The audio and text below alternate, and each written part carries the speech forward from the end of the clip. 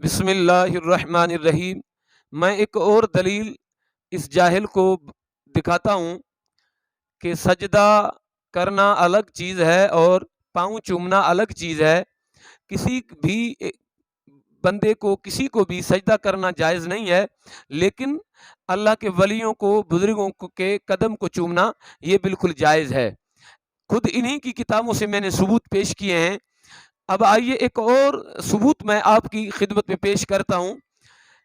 یہ میری ہاتھ میں کتاب ہے فتاوی حدیثیہ، یہ علامہ احمد بن محمد بن علی بن حجر حیتمی رحمۃ اللہ علیہ کی لکھی ہوئی کتاب ہے۔ اس کے صفحے نمبر 416 پر لکھا ہوا ہے کہ ایک اللہ کے کامل ولی تھے حضرت اسماعیل حضرمی رحمۃ اللہ علیہ۔ وہ یہ فرمایا کرتے تھے کہ جو بھی میرے قدم چومے گا وہ جنت میں داخل ہوگا۔ یہ اسماعیل حضرمی کہا کرتے تھے، اعلان کرتے تھے، اور اس وقت کے لوگوں نے کیا کیا؟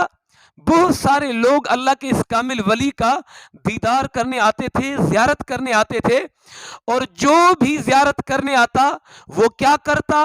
آئیے میں فتاوی حدیثیہ سے آپ کو پڑھ کر سناؤں۔ فلم یزل یقبل قدمہ کل زائر۔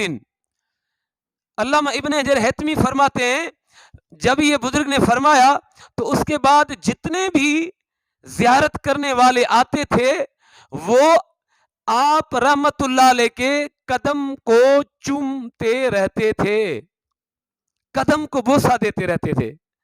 اب اس واقعے سے بھی آپ غور کریں کہ قدم چومنا یہ سجدے کی طرح نہیں ہے، سجدہ الگ چیز ہے، پاؤں کا چومنا الگ چیز ہے۔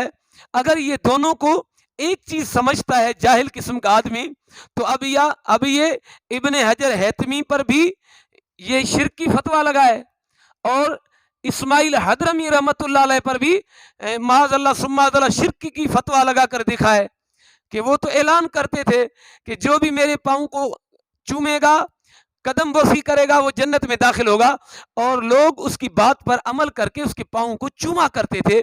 تو اس سے پتہ چلا کہ الحمدللہ غلط ہمارے بزرگ نہیں بلکہ یہ خود جو ہے جو فتویٰ لگانے والے ہیں اور اہل سنت کے بزرگوں پر بھونکنے والے ہیں، یہی غلط ہیں، گمراہ ہیں، بے دین ہیں، جھوٹے اور فرابی ہیں۔ اللہ کریم ان کے جھوٹ اور فرار سے تمام امت مسلمہ کو محفوظ فرمائے۔